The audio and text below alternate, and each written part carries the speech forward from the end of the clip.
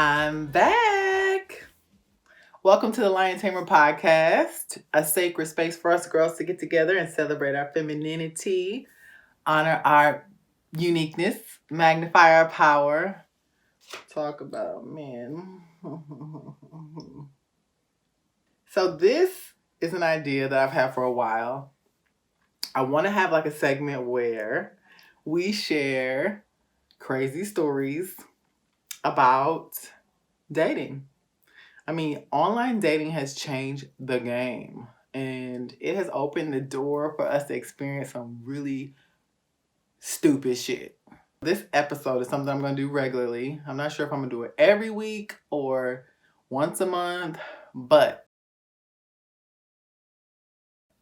I'm going to share my silly experiences dating, and I want women or men to write me their silly experiences dating. So if you've ever experienced some silly shit while dating as a millennial, I would love for you to share that with me. So in today's episode of Silly Shit That Happens While Dating as a Millennial, I'm going to share with you a couple of my stories. So online dating, and it's all about online dating, girl, because that's where it's like you get access to some evil that you wouldn't have access to. If you was out here minding your own business on the street, meeting people the old school way where somebody come up to you and ask for your number in the mall or in the grocery store, I don't think you would incur or encounter some of this.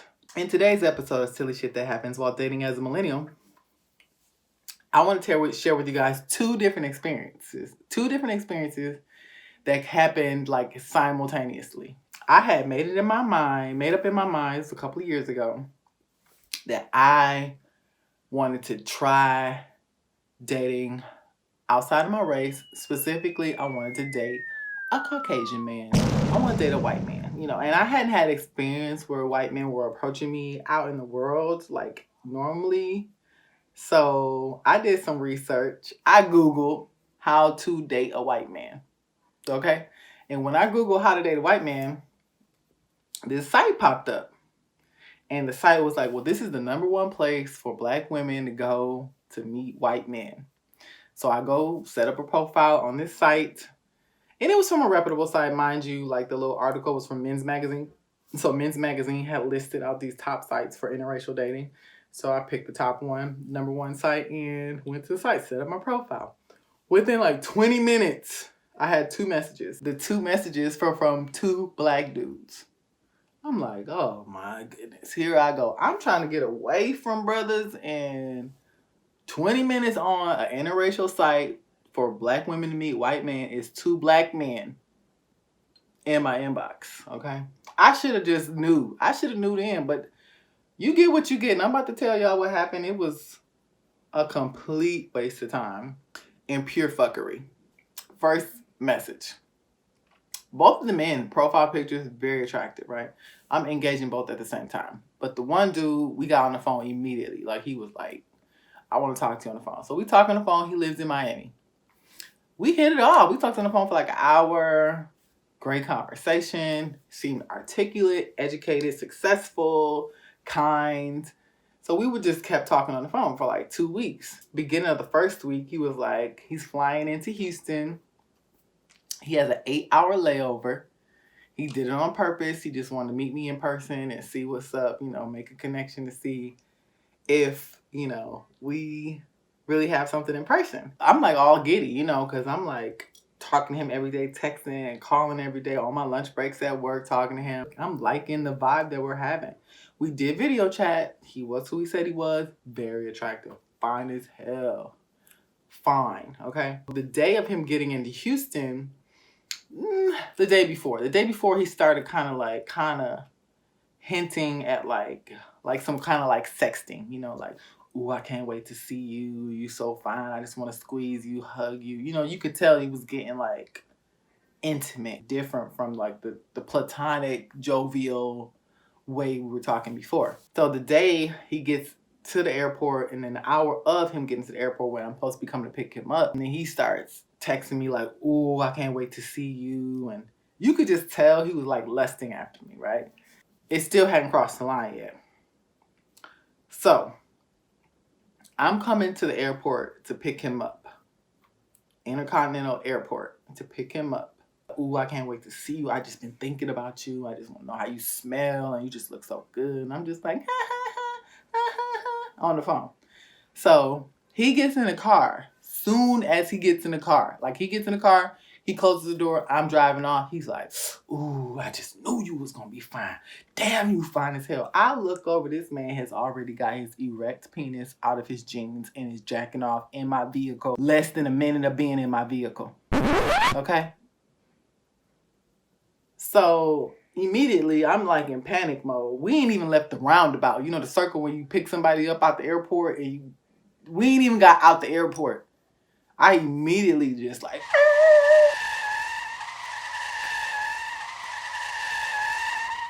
pulled over real hard, put his ass out the car. Like, you got to go. Get out. What's up? What's wrong? Get out my car. So he gets out the car. I'm done. Like, I'm just planning to never speak to him again. I was like dumbfounded. Like, I really rode home in silence. I really felt, that low-key felt like rape a little bit. Like, it was a horrible experience. And so when I got home, I felt dirty.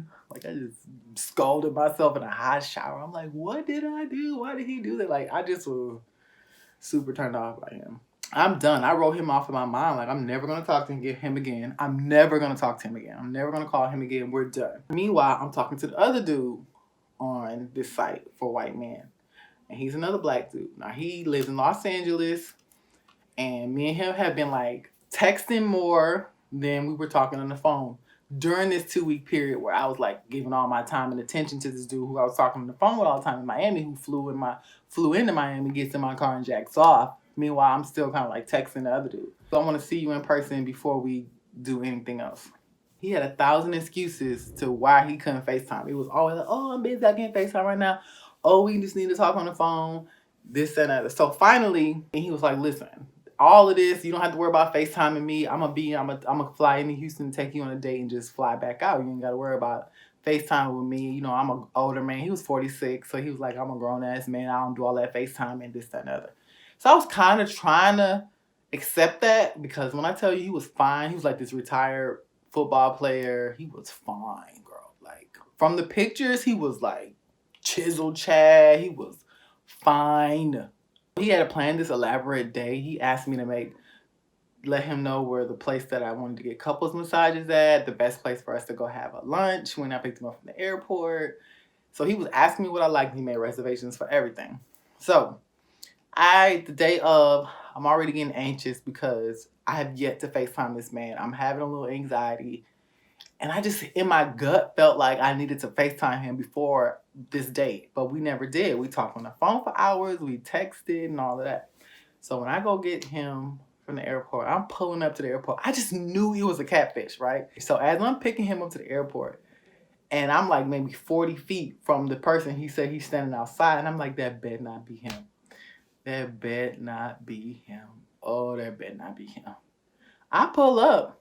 And I'm like, I'm out here. And he's like, I'm out here. And it's him, like, facing me. And I'm like, oh, God,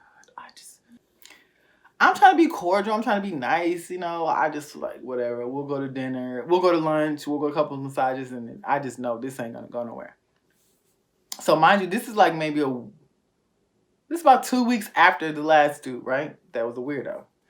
So me and him got like a month of talks in all of this, like by the time he gets here. So I'm kind of like built up, like excited to see him. And then it's like such a disappointment because he looked like and was shaped like the Monopoly man. Y'all know the game Monopoly? That white man that's got that real round head, real round body, like a satire around his waist. That's how he looked. He looked like the Monopoly man. And he was looking like chiseled, retired football player Chad. And the pictures that he sent me, that just was a letdown, like serious letdown. My face don't lie. I don't have a face that could lie, that could like be acting like it's all good and it's not. So he was like, are you all right? So when he gets in the car, because I'm like fake ass, half ass hug, like,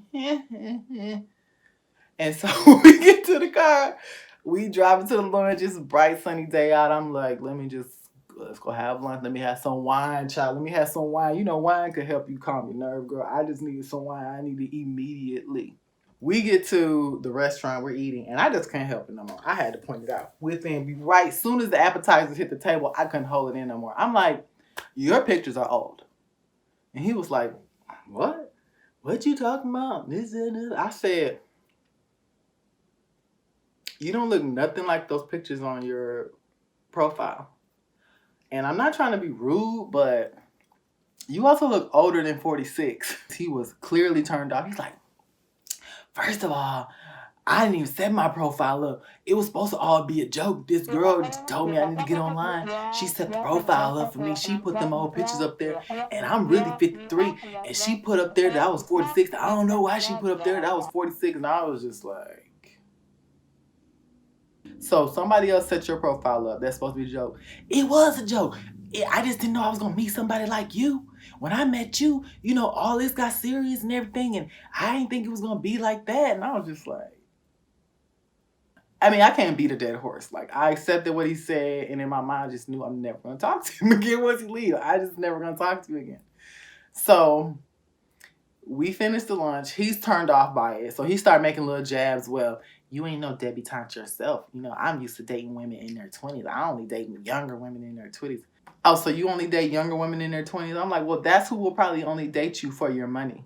Is those younger girls in their 20s. Well, let's just, you know, just relax. Take the edge off. Let's have another drink. He bought me a bottle. He got a bottle of wine. He sure did. And I drank that whole bottle. And then we was like... we still had like 2 hours to kill before our couples massage. And I was about to get this massage. I need this massage. I was tense as hell. I was tense. I was disappointed. I was upset. We got 2 hours to kill. Well, let's go looking at TJ Maxx because TJ Maxx was right across the street from where we was. And I'm looking at TJ Maxx. I'm like, well, let's just go walk around in this TJ Maxx. I didn't think he was going to take me shopping. This man spent $1,000 on me in that TJ Maxx. I know. It was wrong for me to take $1,000 worth of shit from him. I didn't even really like him. I mean, he did swindle me. He swindled me. You get what you get when you swindle somebody, okay? He swindled me. He faked me. He catfished me. He pump faked me for real. And I bought like this watch. It was like this $700 watch and this ring. He bought it. And I kind of did it out of spite. I ain't gonna lie. It was out of spite. But anyway, so now it's time for us to go get the massages. We get the massages and he goes home. I take him to the airport that night. Talk about a relief to have this man out of my car. Like, just to have him out of my car. Trippy part is, now, mind you, I'm done with the first dude from Miami. I'm done with him from LA. Both of these dudes end up having a whole lot to say to me after the fact. So I hadn't heard from old boy in Miami for 2 weeks. He didn't text me after he got put out the car. He ain't text me for 2 weeks until like 2 or 3 days after I dropped off the other dude. So he texts me, hey, the dude from Miami, hey, I haven't heard from you. Is everything all right? I was shook. I was shocked to see a text from him. And I responded with, well, ever since you jacked off in my car, I've been really uncomfortable. I didn't hear nothing else from him. And it showed that he read it. You know, I had my red receipts on my iPhone. It showed that he read the text. And that was it. He didn't say nothing else to me. The dude from LA, he started texting me about, I can't believe I bought you a watch and how ungrateful you are. You could at least offer to have me stay in Houston and stay at your apartment. I would have stayed another day. And I was like, I let him have it. I was like, first of all, you sent me them old ass in your prime ass pictures. You showed up looking 10, 15 years older than your pictures. I don't feel sorry for you. You get what you get. When you conning people, you swindling people, you get what you get. So anyways, those are my silly shit that happens while dating as a millennial stories. What are yours? I want to hear your story. So if y'all liked my story, please hit like on this video. Hit subscribe, follow the Lion Tamer podcast. Find me on Instagram, the Lion Tamer podcast, MisasaraJoyner. Share some comments with me. Send me stories of your silly shit that happened so that I can tell the story. I'll read them here on the channel because, listen, dating online has added some elements that are weird as hell. I just can't wait to hear y'all's experience. Anyways, it was really fun telling my story. I'm gonna tell a few more, so y'all stand by for more episodes. This is episode 1 of Silly Shit That Happens While Dating as a Millennial. I'm your host, Sarah Joyner, aka Lion Tamer. Talk to you soon. Bye.